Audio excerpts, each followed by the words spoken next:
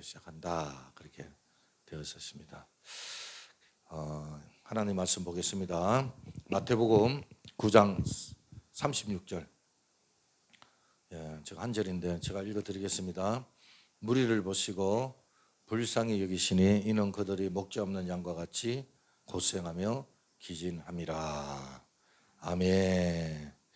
오늘 하나님 말씀 마태복음 9장 36절 말씀을 가지고 전번 주에 이어서 이번 주에 하나님의 놀라운 은혜라는 두 번째 시간을 가지겠습니다. 많은 은혜 받으시길 바랍니다.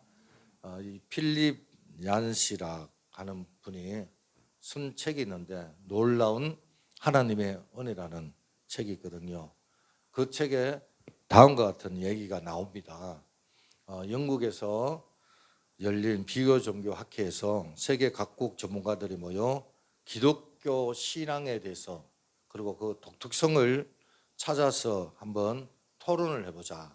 그런 토론을 하기 시작했습니다. 그들은 여러 가지 모습들을요 답을 하나씩 지어 나갔습니다. 예를 들면은 기독교 그러면 성육신이잖아요. 신이 인간의 모습으로 나타났다. 예수님을 이야기하고 있지 않습니까? 이것은 기독교가 가지고 있는 거 아닐까? 그런데 아니라는 거예요. 이것은 기독교에만 있는 게 아니라 다른 종교에도 있다. 성육신. 다른 종교에도 주장을 하고 있다라는 거죠. 그러면은 부활. 우리 기독교는 부활의 종교잖아요. 죽은 자가 환생하는 거. 이거 불교에도 있다. 이거예요. 그래서 이런저런 이야기를 하고 토론을 하고 있는데 유명한 C.S. 루이스라는 유명한 교수님이 계세요. 그분이 자기 방을 찾다가 잘못 그 방에 들어가게 된 거죠. 그런데 그 방에 들어가니까 많은 아는 교수들이 있단 말이에요. 그래서 이 C.S. 루이스 교수님이 그럽니다. 여러분 여기서 무엇을 그렇게 열심히 토론을 하십니까? 토론 주제가 무엇입니까? 묻습니다. 그의 질문에 동료들이 말을 하죠. 전 세계 종교 중 기독교만이 기여할 수 있는 바를 저희들이 찾고 있습니다. 루이스가 아유 그렇게 쉬운 걸 뭐 그렇게 고민하고 토론을 합니까? 뭐 그렇게 고민을 합니까? 그건 바로 은혜입니다. 은혜. 얼마 동안 토론을 계속 한 끝에 거기 참석한 사람들이요 결론을 내릴 수밖에 없는데 그 결론은 결국은 은혜라는 거예요. 그러니까 이 기독교만이 가지고 있는 독특한 것이 바로 은혜라는 거죠. 하나님의 사랑이 값없이 조건 없이 우리에게 주셨다라는 거죠. 이것은 본성과는 상반되는 겁니다. 불교에서는요 고행을 통해서 은혜를 받는다 그렇게 주장을 하잖아요. 그리고 힌두교에서는 업보를 이야기합니다. 유도교에서는 언약을 이야기하고요. 이슬람교에는 법전. 그러니까 모든 종교, 기독교 외에는 모든 종교는 노력을 통해서 은혜를 받기라고 노력을 통해서 무슨 어떤 이렇게 환생도 되고 하여튼 노력을 이렇게 이야기를 제시하고 있는데 그런데 감히 하나님의 사랑을 무조건적으로 그러니까 자격이 안 되는데 무조건적으로 그 사람이 만 가지 죄가 있다 할지라도 그런 거 따지지 않고 무조건적으로 그 사람을 선택해 가지고 은혜를 주시는 거, 사랑을 주시는 거 이것은 기독교만 가지고 있는 그런 독특성이다라고 결론을 내리게 된 것입니다. 그렇습니다. 이 땅에 많은 종교가 있지만 은혜에 대해서 보여주는 것은 오직 기독교밖에 없는 것 같습니다. 이는 이론이 아니라 실존이죠. 우리 지난 시간에 하나님께서 우리에게 베푸셔 주신 가장 놀라운 은혜는 하나님이 세상을 이처럼 사랑하사 독생자를 주셨으니 이는 저를 믿는 자마다 멸망치 않고 영생을 얻게 하려 하심이니라. 할렐루야. 우리를 사랑하사 독생자를 보내서 우리를 구원해 주신 그 은혜, 그것이 가장 크고 놀라운 은혜였다라고 우리가 생각을 해봤습니다. 오늘 두 번째로 하나님의 크고 놀라운 은혜는요, 무엇보다도 예수님께서 보여주셨던 목자의 마음을 우리에게 제시해 주고 있다라는 거죠. 오늘 본문부터 한번 볼까요? 35절인데 예수께서 모든 도시와 마을에 두루 다니사 그들의 해당에서 가르치시니 천국 복음을 전파하시며 모든 병과 모든 약한 것을 고치시니라. 무리를 보시고 불쌍히 여기시니 이는 그들이 목자 없는 양과 같이 고생하며 기진함이라.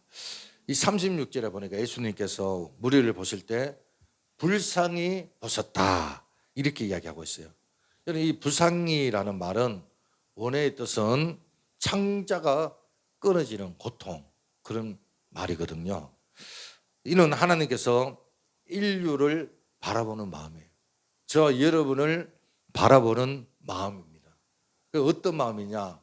애타는 마음, 창자가 끊어지는 그런 고통스럽도록 정말 이렇게 애타는 마음, 그러니까 긍휼한 마음을 가지고 있는 겁니다. 이것을 불쌍히 여기셨다라고 그렇게 표현하고 있는데요, 우리 주님은 우리의 모습을 보고 불쌍히 여기셨다. 왜 우리를 불쌍히 여긴 줄 아십니까? 여러분, 우리 예수님께서 왜 여러분을 불쌍히 여겼었는 줄 아십니까? 36절 하반절에 보니까 그것은 바로 그들이 목자 없는 양과 같이 고생하며 기진함이니라. 목자 없는 양과 같기 때문에 그런 겁니다. 여러분, 우리의 문화는 양에 대해서 잘 모르는 문화예요.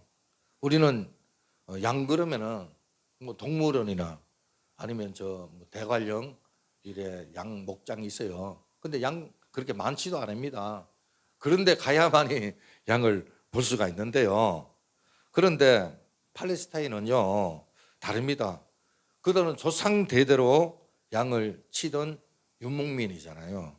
그래서 양에 대해서 아주 익숙합니다. 우리는 뭐 목자 없는 양 그러면은 무슨 말인지 뭐 목자 없는 양이겠지 뭐 그렇게 생각합니다. 그런데 유대인들은요 목자 없는 양 그럴 때요 그들은요 무슨 말인지 딱 알아듣습니다. 우리는 뭐 청석군 만석군 그 옛날에 그랬잖아요, 그죠? 그래서 농사를 얼마나 짓느냐 그게 뭐 부자가 되고 그렇게 가늠을 하는데, 근데 유대인들은요 뭐 양이 몇 마리 낙타가 몇 마리 이런 걸 가지고 이제 부자로 따지거든요. 그래서 그만큼 유대인들에게 있어서는 가장 많이 치는 것이 양이었습니다. 그래서 예수님이 무리를 보실 때 목자 없는 양 그러면은요 이 사람들은 정말 그 뜻이 무엇인지 금방 알게 되는 거죠. 그래서 이 팔레스타인은 양이라 그러면은 우리가 한번 이 목자 없는 양이라 이렇게 오늘 주님께서 말씀을 하고 있는데, 이 목자 없는 양이 어떤 건가에 대해서 우리가 한번 생각을 해볼 필요가 있는데, 양은 있잖아요 지금도 마찬가지지만 매우 약한 동물입니다. 양은요 제 몸을 보호할 수 있는 무기를 하나도 가지고 있지 않습니다. 여러분 염소는 들이박잖아요. 뿔이 있잖아요. 그렇지 않습니까? 양은 뿔도 없습니다. 날카로운 야수의 이빨도 없고요. 그렇다고 해서 토끼처럼 뭐 도망을 갑니까? 양이 도망 못 갑니다. 느립니다. 그리고 앞도 못 봐요. 10m 이상을 못 봅니다. 바로 앞에 있는 것밖에 못 봐요. 그러니까 이빨도 없지요, 발톱도 없지요. 그런 데서 다리가 빠릅니까? 그런 데서 눈이 뭐 멀리 볼 수 있습니까? 전혀 그런 것들이 없어요. 그리고 비탈길도요 올라가지 못합니다. 그래서 어린 양은 목자가 메고 올라가야 됩니다. 그런 양들은 목자가 뒤에서 밀어줘야 언덕을 올라가거든요. 또 양은 털이 많기 때문에 털이요, 비가 와서 물에 젖잖아요. 그러면은 몸이 무거워 움직일 수가 없다고 합니다. 또 양은 어리석은 양입니다. 왜 어리석냐면은 심지어 매일 먹는 풀도요, 이게 목초인지 독초인지 그것을 구별을 못한 거예요. 못한다고 해요. 그래서 목자가 없으면은 살 수가 없어요.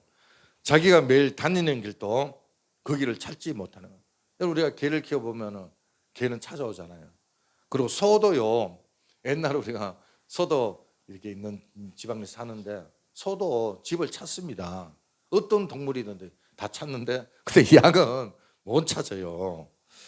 양은 겉보기에 깨끗해 보이잖아요. 하얗기 때문에. 그런데요, 동물 중에서 가장 지독한 냄새가 나는 게 양이라고 합니다. 그러니까 양은 냄새도 지독하지요. 하여튼 연약하기 짝이 없는 그런 동물입니다. 이 팔레스타인 광야에는 야수가 많지 않습니까? 근데 이 야수들은요, 맹수들입니다. 낮이고 밤이고 양을 치기 일쑤인데, 왜냐하면은 야수들이 잡아먹기 때문에. 그래서 다윗이 뭐라고 말을 하냐면은 밤낮하지 않고 이리 때 늑대를 물리쳤다. 이 다윗이 목자였잖아요. 그리고 곰과 사자의 입을 찢었다라고 그렇게 표현을 하고 있습니다. 그 정도로 야수가 많습니다.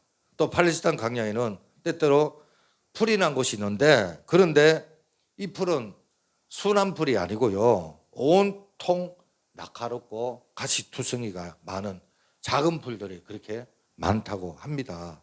또 광야는 험하게 해서 목자가 없으면 양은 그 땅에서 살아갈 길이 없는 거예요.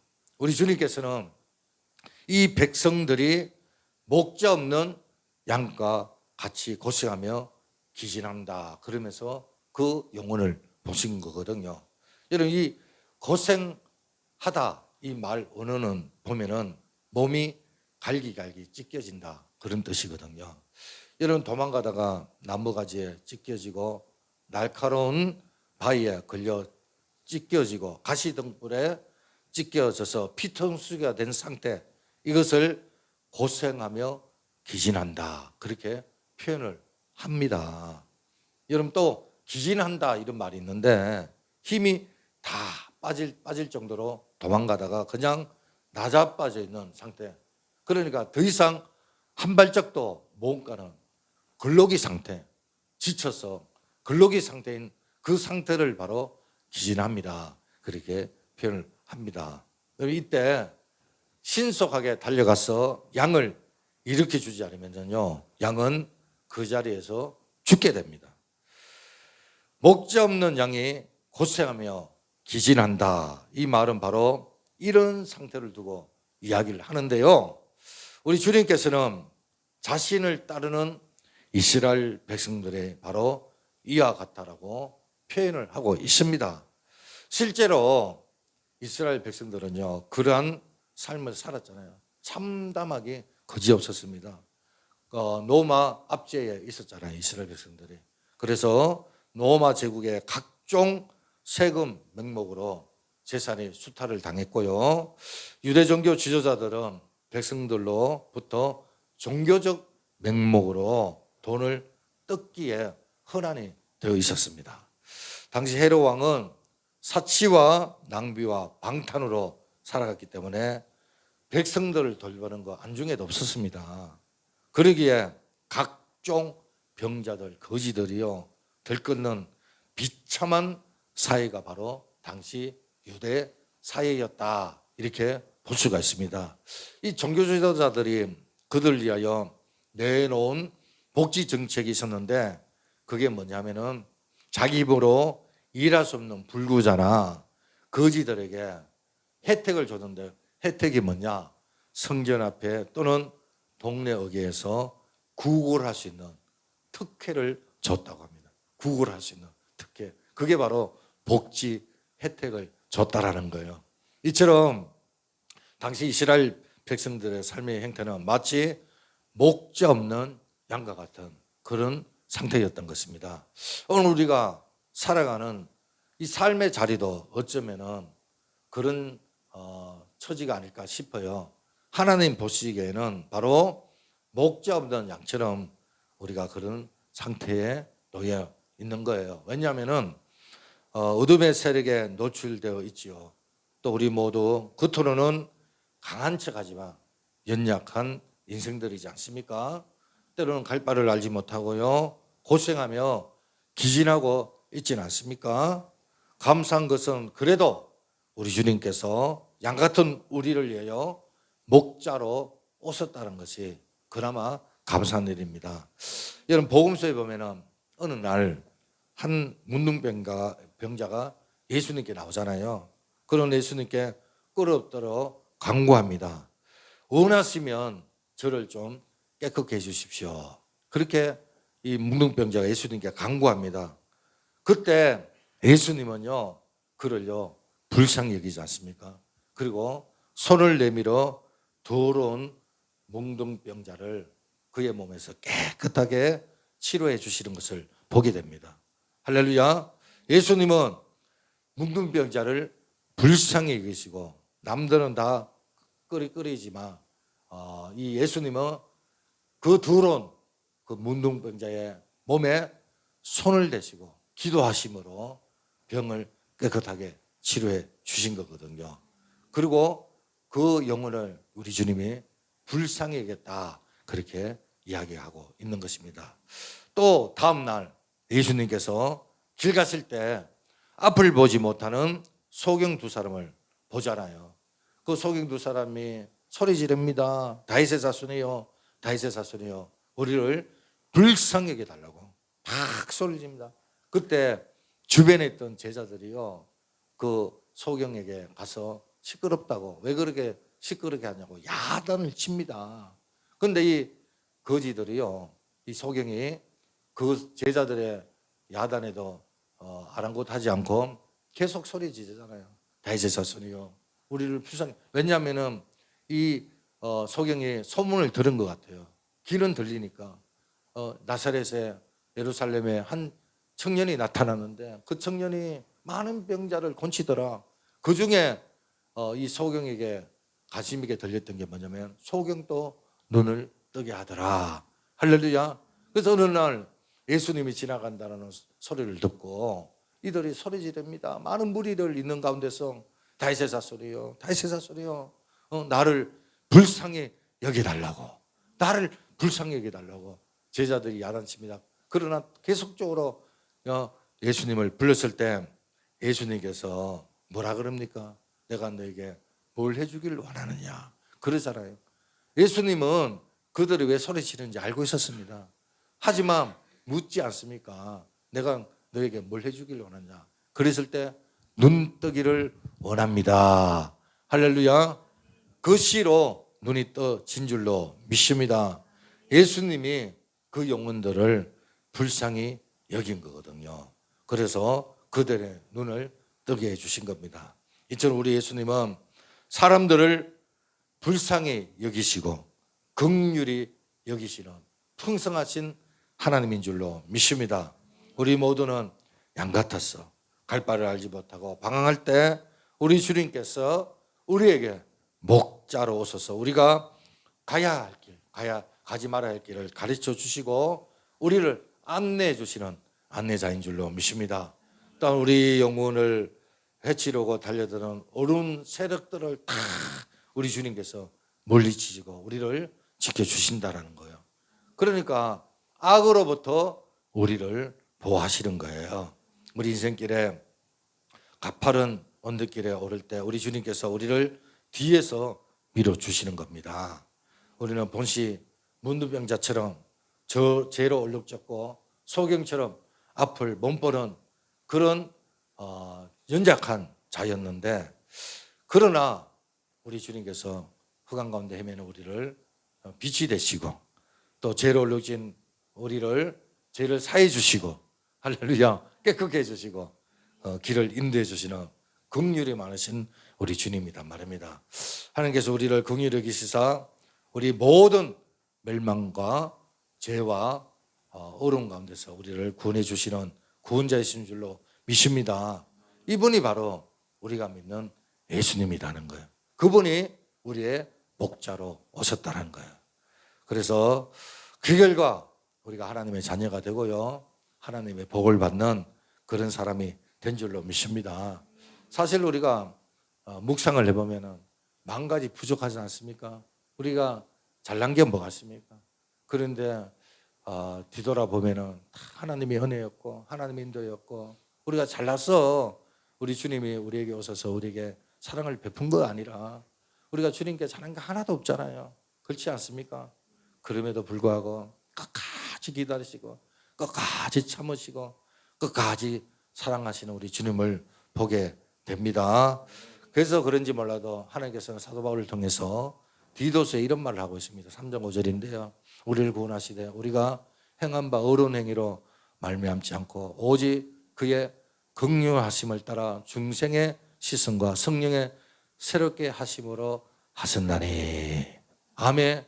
우리가 행한 바 어려운 행위로 말미암지 않고, 우리가 잘해서 은혜를 주신 게 아닙니다. 하나님의 자녀가 될 자격이 있어서 우리가 오늘 이 자리에 있는 게 아니에요. 우리가 착각하지 마시길 바랍니다. 오로지 주님의 은혜입니다. 그분의 사랑인 줄로 믿습니다. 아멘. 여러분, 그냥 우리를 불쌍히 여겼단 말이에요. 그래서 우리를 거듭날 수 있도록, 우리를 새롭게 할 수 있도록 날마다 성령으로 새롭게 하는 줄로 믿습니다.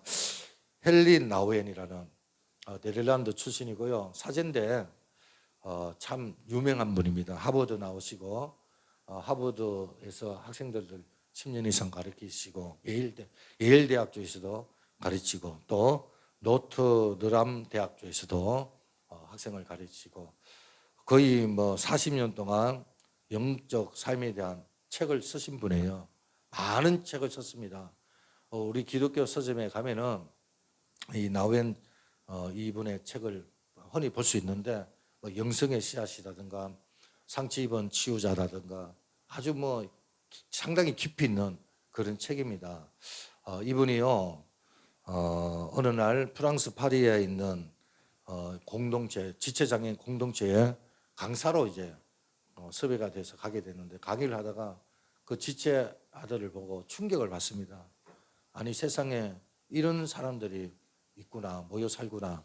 그러면서 충격을 받고, 그가 얼마 60대에 돌아가셨나, 얼마 오래 사지는 않았어요. 근데 남은 생에 그가 어딥니까, 캐나다 네이크 공동체에서 평생을 삽니다. 이제 모든 걸 다 내려놓고, 책 쓰는 것도 그렇고 모든 걸 다 내려놓고 오로지 그 옆에 있는 아기가 누구냐면은 25살 이제 커서 25살 아담이라는 청년인데, 얘는 말을 못하고요, 중적 장애인입니다. 정신적으로 육체적으로 장애를 안고 있고요, 걷지도 못하고요, 옷도 자기 혼자 입지도 못하고 정신적으로 심한 장애를 앓고 있었습니다.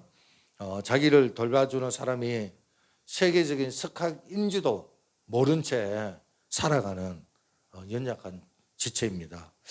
그런 사람이 왜 자기에게 정성을 쏟고 왜 이렇게 훌륭하고 유명한 사람이 석학이 그를 자기를 돌보는지 그는 몰랐어요. 그럼에도 불구하고 나웰 박사는요, 개의치 않고 그를 묵묵히 돌보지 않습니까? 매일 아침이면 일어나서 그의 얼굴을 닦아주고 면도도 해주고 머리도 벗겨주고 옷도 입혀줍니다. 그리고 식사 시간이면 그의 손을 꼭 붙잡고 음식물을 그의 입에 넣어주고요. 그렇게 도와주는데 그 시간만 해도 2시간 이상 걸린다고 해요. 그 아침에 그 시간들이. 어느 날 필립 얀 씨가 그를 찾아와 얘기 나눈 중에 다음과 같은 질문을 합니다. 박사님, 이 박사님은 해야 할 일도 많고 아직도 많은 책을 써야 되는데 왜 이곳에 와서 저 친구를 위하여 시간을 낭비합니까? 왜 돌봅니까? 그런 질문을 하는 거예요. 그러니까 왜 죄 때문에 시간 낭비를 하냐 이 말인 거예요. 그때 나우엔 박사가 이런 대답을 하지요. 내가 여기 와서 이 젊은이를 돕는 것은 젊은이를 위해서가 아니라 나를 위해서 하는 겁니다. 나는 이것을 통하여 유익을 얻고 있습니다. 이 아담을 통하여 진정으로 사랑하는 것이 무엇인지 알 수 있고 어떻게 하면 사랑할 수 있는가 배울 수 있고 또 영적으로 심한 장애를 앓고 있는 우리를 하나님이 어떻게 사랑하고 계시는가를 조금이나마 깨달을 수 있어서 저에게 유익합니다 라고 말합니다. 그래서 나는 이 일을요 정말 기쁨으로 한다라고 나울레 박사가 고백을 하는 거예요. 여러분 이 박사의 고백을 여러분은 조금 이해됩니까? 좀 알겠습니까? 저는 설교 준비를 하면서 이분의 마음을요 조금 이해가 되더라고요. 여러분 그렇습니다. 우리는 다 영적으로 심한 장애를 앓고 있지 않습니까? 이 아담이라는 청년 한번 생각해 보시길 바라요. 자기를 위하여 아침 저녁으로 수고하고 있는 이 세계적인 스타, 그가 누구인지 알 수가 없습니다. 아무리 정성을 쏟아도요 고마운 줄 모릅니다. 이 아담이라는 청년이 할 줄 아는 게 뭐가 있는 줄 아십니까? 유일한 것은 바로 기분 나쁘면요 개성을 지르고요 자기 마음에 맞지 않으면 발작을 일으키는 거, 그게 다예요. 여러분 우리 오늘 아담과 어떻습니까? 뭐 별 차이 없지 않습니까? 우리 주님께서 불쌍히 여기사 우리를 그토록 사랑하십니다. 오늘도 변함없이 사랑합니다. 여러분 과거는 좀 지나갔잖아요. 미래는 오지 않습니다. 내일은 우리의 시간이 아닙니다. 오늘은 하나님이 우리에게 주신 선물입니다. 할렐루야. 부자든 가난한 사람이든 숨을 쉬는 건 똑같아요. 24시간 누구에게나 다 있는 시간입니다. 그런데 오늘 이 선물 하루를 행복하게 즐기시길 바랍니다. 기뻐하시길 바랍니다. 감사하시길 바랍니다. 우리 주님이 우리를 아무런 조건 없이 사랑했습니다. 우리 모두 그분의 긍휼함을 입었다라는 거예요. 그런데 우리는 잘 몰라요. 하나님께서 우리 한 사람 한 사람 바로 이 긍휼한 마음을 사랑하셨고 또 우리에게 이런 긍휼한 마음을 가지고 살아가길 원하는 줄로 믿습니다. 주님 우리를 불쌍히 여기시고 긍휼함 주셨기 때문에 너희도 그렇게 긍휼한 마음을 가지라 그렇게 말합니다. 에베소서 4장 보니까 서로 친절하게 하며 불쌍히 여기며 서로 용서하기를 하나님이 그도 안에서 너희를 용서하심과 같이 하라 그렇게 이야기합니다. 서로 친절하게 불쌍히 여기며 서로 용서하면서 살아라고 말하고요. 그리고 베드로전서에 보니까 마지막으로 말하노니 너희가 다 마음을 같이하여 동정하며 형제를 사랑하며 불쌍히 여기며 겸손하게 살아라 그렇게 이야기합니다. 여러분 서로 불쌍히 여기라고 말합니다. 여러분 동료를 위해서 여러분이 정말로 눈물 흘린 적 있습니까? 여러분 어려움에 처해 있는 지체를 행해서 여러분들이 정말 가슴 아파 해본 적이 있냔 말이에요. 주님은 우리더러 내가 너희를 긍휼히 여기고 내가 너희를 불쌍히 여기고 내가 너희를 사랑한 것처럼 너희들도 그렇게 긍휼히 여기며 불쌍히 여기며 살아라고 이야기를 하고 있어요. 할렐루야. 그래서 여러분 우리가 뭐 능력이 있는 초능력적으로 살기를 하나님이 원치 않습니다. 여러분 하나님이 원하는 것은 우리가 바로 이 불쌍히 여기는 마음. 오늘이라는 선물을 주셨잖아요. 이 하루라는 이 선물을 우리가 사랑하면서 살라라고 우리에게 원하는 거예요. 우리 주님께서는 산상수훈에서 천국 백성들이 가져야 할 성품에 대해서 말하는데 그 성품이 뭐냐? 긍휼히 여기는 마음이에요. 긍휼히 여기는 자는 긍휼히 여김을 받을 것이다. 할렐루야. 상대를 축복하면요 그 상대를 축복하는 그 축복이 나에게 다 옵니다. 그래서 사랑은 받는 게 아니고 주는 겁니다. 주면 그것이 되돌아옵니다. 나에게 축복으로 돌아오는 겁니다. 그러니까 하나님은 우리로 하여금 긍휼의 여기를 가지고 살아가고 기뻐하고 그 가운데 살라고 합니다. 거기에 복이 있다라고 말씀을 하고 있는 거예요. 그게 바로 주님의 성품이고 하나님이 우리에게 원하는 성품인 줄로 믿습니다. 여러분 부부 간에 있잖아요. 서로 불쌍히 여기시길 바랍니다. 이웃 간에도 우리 성도 간에도 서로 불쌍히 여기시길 바랍니다. 그러면서 서로 중보기도 하길 바랍니다. 그래야 누군가가 아픔을 손놓을 때 그들의 아픔이 나의 아픔으로 다가오지 않겠습니까? 그렇지 않습니까 여러분? 누가복음 10장에 예수님이 다음과 같은 비유로 우리에게 말합니다. 어떤 사람이 예루살렘 여리고를 가다가 그만 강도를 만나 죽게 됐습니다. 옷도 다 벗겨지고요. 마치 어떤 제사장이 그분을 보고 그냥 피합니다. 좀 있다가 네 사람이 지나가면서 또 강도 만난 사람 죽게 되었는데 피합니다. 그런데 사마리아 사람 멸시하고 아무도 보지 않는 천대받는 그 사마리아 사람은 그 사람을 보고 불쌍히 여겨 상처를요 올리브 기름으로 바르고 또 포도주를 붓고 싸매고 짐승에게 태워 여리고 여관에 데려가지 않습니까?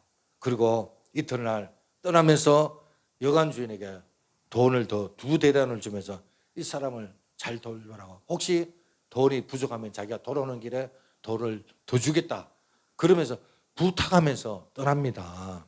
여러분 여기 강도 만난 자를 보고 그냥 지나쳤던 제사장을 보시길 바랍니다. 그가 뭐 하는 사람입니까? 성전에서 제사를 집행하는 사람 아닙니까? 하나님을 섬기는 사람이에요. 그 누구보다도 불쌍히 여기는 마음을 가져야 될 사람인데도 어떻게 했습니까? 그냥 지나쳤어요. 그리고 또 네이 사람, 성전을 돌보는 사람이에요. 직업이 바로 성전을 돌보는 사람이에요. 구별된 사람이에요. 그런데 무늬만 구별된 사람이에요. 제사장도 그냥 종교적인 의식, 기계적으로 살았고 네인도 구별된 사람인데 무늬만 구별된 사람이에요. 그러나 사마리아 사람은 그를 보고 불쌍히 여겼습니다. 이는 그 안에 애타는 마음, 그 마음이 가득 찼기 때문에, 불쌍히 여기는 그 마음이 있었기 때문에 강도 만난 사람을 돌봐준 줄로 믿습니다. 여러분 우리 주님은 우리에게 그런 마음을 가지기를 원하는 거예요. 너희도 가서 이렇게 살아라. 강도 만난 이웃이 되라고 말씀을 하십니다. 할렐루야.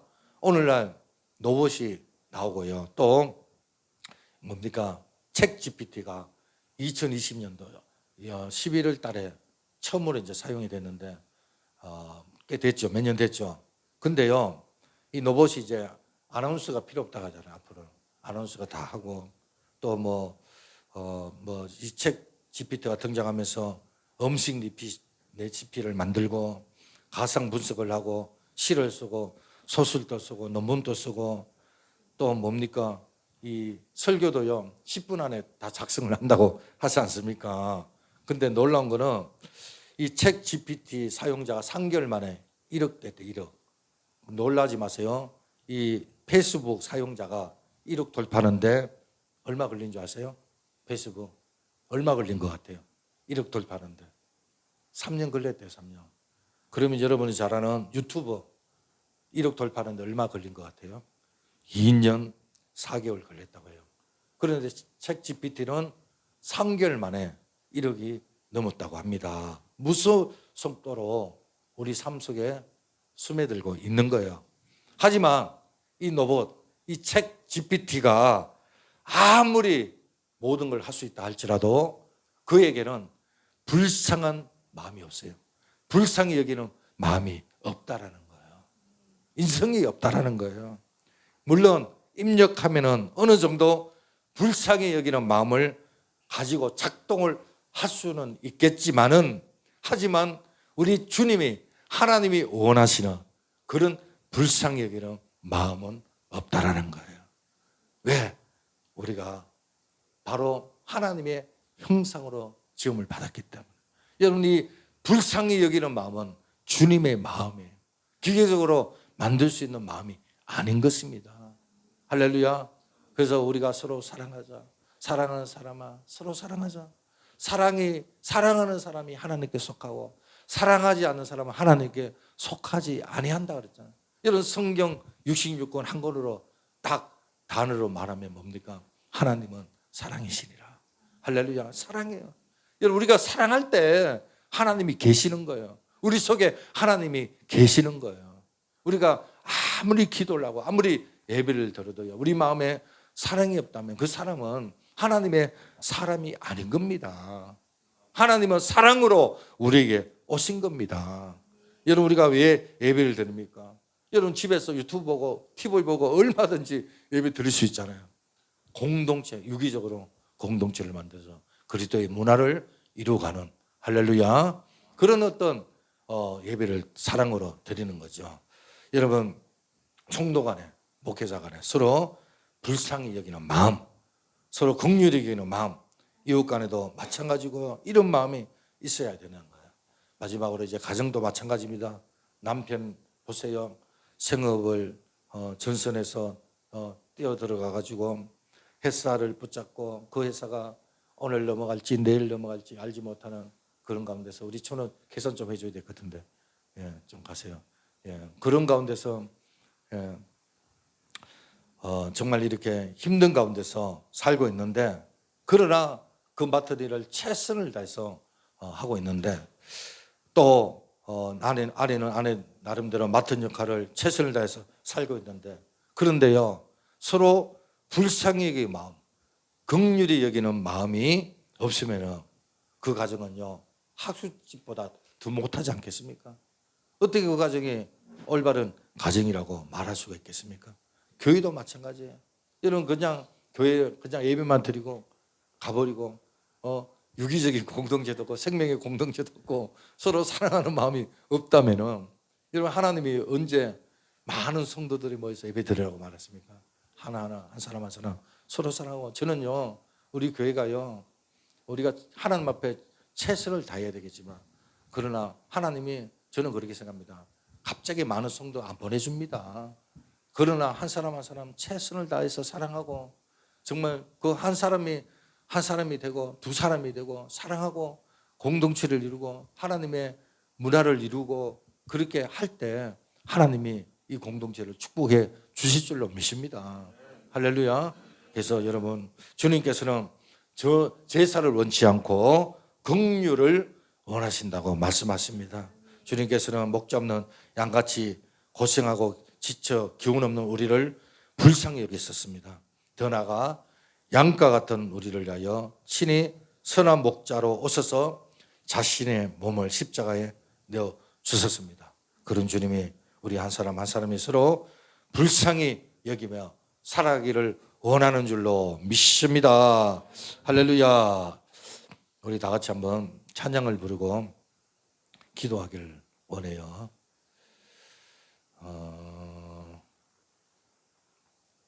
한번 기도하겠습니다. 기도 제목을 잠깐 낼게요. 우리 주님은 우리를 목자 없는 양처럼 고생하며 기진함을 보시고 불쌍히 여기셨다고 합니다. 우리 같이 기도합시다. 하나님, 나를 사랑해 주셔서 감사합니다. 불쌍히 여겨 주심에 감사합니다. 긍휼히 여겨 주심을 감사합니다. 이제 나도 우리 가족을, 우리 배우자를, 그리고 우리 성도들, 이웃을 긍휼히 여기는 마음을 가지게 하옵소서. 주님의 사랑을 가지게 하옵소서. 주님, 저희들을 불쌍히 여기달라고 우리 한번 찬양을 부르고 기도하겠습니다.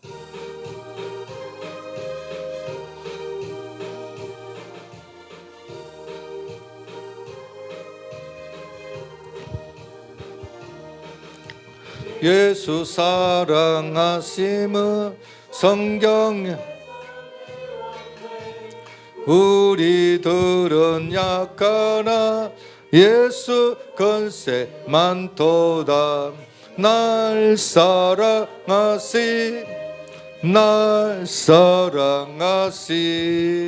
날 사랑하시 성경에 써였네. 나를 사랑하시고 나의 죄를 다 씻어 하늘 문을 여시고 들어가게 하시네. 나 사랑하시 나 사랑하시 나 사랑하시 성경에 써였네. 내가 연약할수록 더욱지 여기서 높은 보좌 위에서 나저 나를 보시네.